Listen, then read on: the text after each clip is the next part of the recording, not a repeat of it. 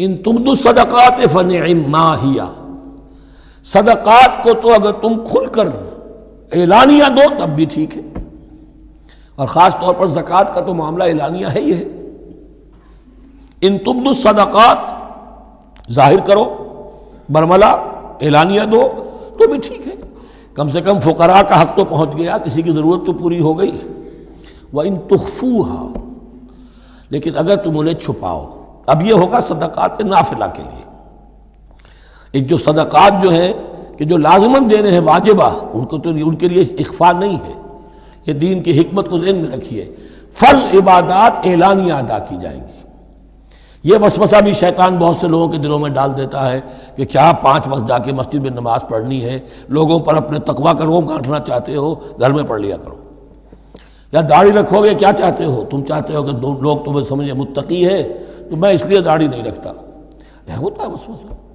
لیکن جو چیز واجب ہے وہ علی اعلان کرو، اس کے اظہار میں کوئی رکاوٹ نہیں۔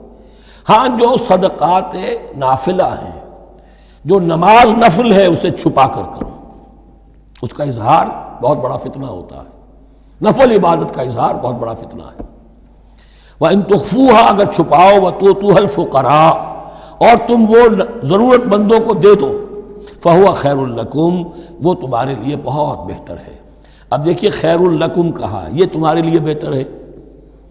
پہلے کہا تھا ظاہر کر کے دیتے ہو فنعم ما ہی، وہ بھی ٹھیک ہی ہے، اس لیے کہ فقراء کا حق تو چلیے ادا ہو گیا، کچھ نہ کچھ مل تو گیا، خسیس کے اور کنجوس کے مال میں سے کچھ نکلا تو صحیح۔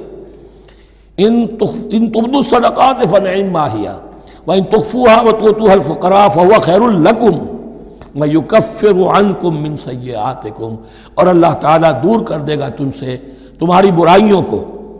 واللہ بما تعملون خبیر، اور جو کچھ تم کر رہے ہو اللہ تعالیٰ اس سے باخبر ہے۔